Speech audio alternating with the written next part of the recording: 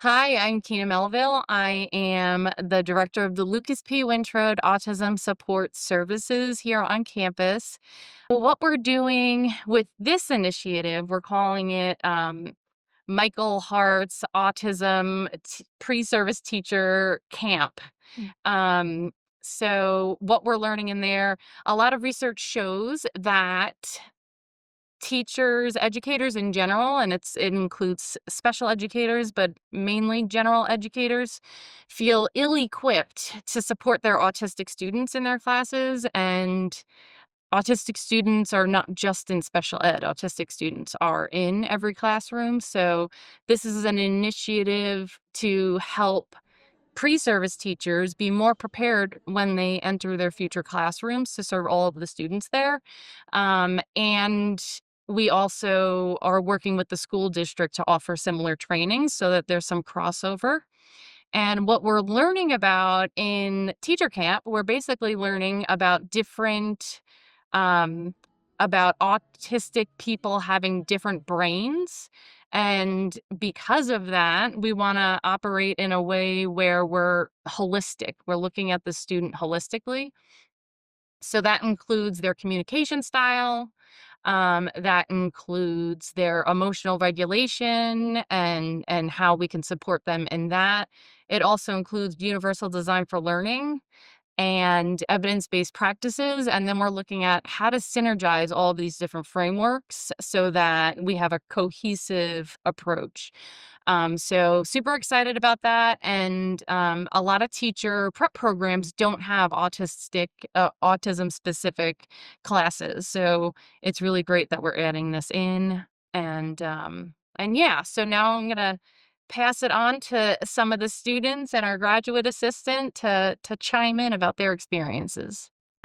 My name is Sutten Eide, and I am a junior here at SDSU, and my major is elementary education and special education. Like today, we learned about like how students can answer their questions in different ways, and that's either like writing it or doing a presentation about it, or either just pointing at pictures or using stickers like emoji stickers that Yeah. you said that student used to show how they feel about like a text or if they learned about things. And um I think Audra, Yep.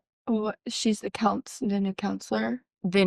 She's, yes, the assistant director of the counseling center. Yeah, Yes, there. Audra, she came and talked to us on Monday about, the what is it? Polyvagal vein, and just thinking about, like, how, like, the brain and how everything works there and how students can come irregulated really fast, and you have to try to bring them back to that safe spot is really interesting to learn about and how like what techniques work, like the breathing exercises, box breathings. It's a lot of good tools to put in our toolkits.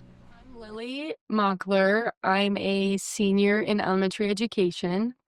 Um, and I guess some of the bigger takeaways from this week is just that, like, I may not be in a special education classroom every single day, but I'm always going to have kids that I'm going to have to cater to their needs in my general education classroom because one of our favorite quotes from today, variety is the norm. So we need to act like it and prepare and create classroom environments that benefit all of our students, not just one or two or none. So this week has been really eye-opening on all of the different ways I can prepare ahead of time because majority of accommodations don't just benefit somebody with autism or a learning disability. The accommodation can benefit every student in my classroom. My name's Will Robs. I'm a graduate assistant for Keena, so I work with Lucas P. Wintrode Autism Support Services. Um, we've been doing a lot of work to prepare for this workshop this summer. And one part of my job was to give a presentation to our future teachers about my experience as a special education teacher. So I presented about that today, and um, one realization I had when I was making it was that something I wish everybody could do is go in at the beginning of the year and present about special education and give students a better understanding of that. And I think that that can benefit not just autistic students, but every student in the grade as well as the teachers.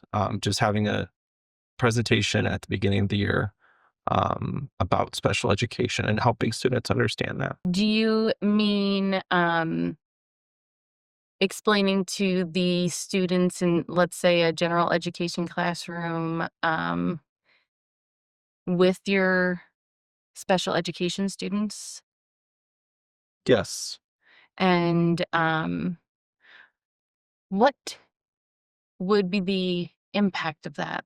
There'd be a lot of impact. Yeah. But can you give me a few? Yeah. So helping students understand special education, first of all, it helps special ed kids not be ostracized or like alienated from the rest of the grade. I also think it's really good because it helps not just the regular education teacher, but the students to understand that we're a team. Special education and regular education are supposed to work together and collaborate and help each other. Um, so I think those are two things that are really valuable from doing that at the beginning of the year. Yeah, I love that. And I remember you saying it goes along with the students not being ostracized, but it also prevents bullying. Loved that. Um, so yeah, can you, Sutton, and then maybe Lily, talk a little bit about some of the experiences that we had in teacher camp? Yeah. What experience? Like you can think about some of the activities we Yeah. So, well, today what we did is we made social stories, and we each got our own poster that had like 6 different boxes in it, and we were separated into groups, and we came up with social stories to help our peers, I guess, who have like anxiety about something or something makes them nervous, go step by step on what to do and how that situation could go, I guess.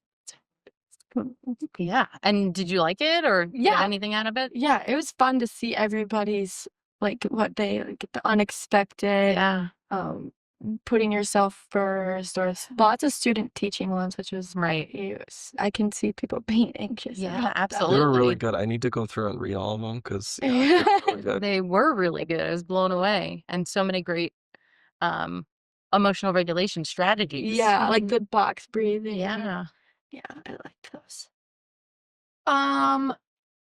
One activity we've been like doing throughout the week is we have a poster on the wall in our classroom, and we're essentially making like a mind map, I think is what it's called. Yep. But of everything we've learned. So at the end of each day or throughout the days, we go up and add new terminology and different examples of ways we can accommodate to each thing. And I think that's really great because it kind of just allows us to throw out like, those are the ones that we love. We really want to work on those. These are some we could use a couple extra ideas for or things like that. So I guess having that visual in the classroom has been really nice.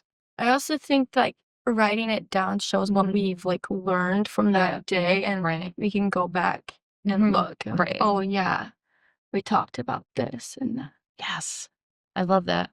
And those mind maps are also very impactful for autistic students. So Yeah, maybe you can use something like that the for visuals. the visual. It doesn't have to be on the wall, but just having like a mind map of like vocabulary words or, story elements. There's also been a lot of elements of the week that are like that to where we're using like the mind map to share our knowledge, but it's also a good example of this is a strategy you can use with your students. Autistic students may really, really enjoy it, but also your general education classroom students will also still benefit from it. Right. Totally. I love that. Can you explain a little bit? Do you want to go first, Lily? Sure. Explain a little bit about how this might help you in your future classroom, how you might use what you've learned. So my plan as of now is to be a general education teacher. So with all of this knowledge, I want to keep every student in my classroom as much as they can. So that would mean me providing as many accommodations as possible in like collaboration with my special education teacher. And then also heavy on the like bullying part of it, but I want autism and special education to be an like exciting thing in my classroom. I want all of my students to feel comfortable and understand what their peers are going through and how to help them. So I'm excited to put all of this information into practice and do that. Yeah, awesome. Well said. That was good. Yes, Yeah. that's good. Yeah. Good luck topping that. Okay. Just be yourself. Yeah. Doesn't matter. Let me think. Banking off of what you said, like all those neurodivergent students that are in the classroom, I want to be able to just like help them and like normalize. Like you aren't so different. Like Right. it's everybody needs extra help, and that's perfectly fine. I needed extra help. It's perfectly fine. Um, I want to, yeah, like learning what like all the aspects of autism and like what categories they fall under and like all three of those levels and like the nonverbal and just being able to advocate for those students and to help them as they are learning and progressing. Even like setting small goals and then at the end of the year reaching those. Right. It's just important, I guess. I don't know. I want, yeah. I want to put what we learned into practice. Yes. And you can do that in your placements, Mhm. hopefully, Yeah. when you're out there. Yeah. Yeah, that's amazing. I really like that you said that because I feel like there is a lot of shame. Like students feel a lot of Yeah. shame for being in It's- special ed, Mhm. and it's really sad to see. But yeah, like you can definitely prevent that. Exactly. Yeah. Like you said, coming into the classroom and giving that presentation, it should be normalized, Right. I think. Yeah. Mhm. Yeah. There's no shame behind needing a little extra. Right. And hopefully schools can eventually adopt what you said, Lily, about that variety is the norm and not the exception. Um, that'll hopefully get the ball rolling in that direction of just like we're all different. And there's a huge variety amongst everybody, Mhm. people on the spectrum, people off the spectrum. Um, and that's what we expect. So nobody needs to be ostracized or bullied for being different because we all are. Yeah. And a lot of that comes from universal design for learning philosophy, but Yeah. it definitely aligns with everything that we're doing and yeah. Finally, we would like to say thank you to Mike Hart, who donated the money for us to be able to do this teacher workshop. I think this experience was invaluable, and it will make an impact on a lot of different people, especially as the years go on. I also want to say thank you to the Wintrode family for supporting the Lucas P. Wintrode Autism Support Services. And thank you to all of our generous donors that are going to help us on One Day for State. Thank you. Thank you.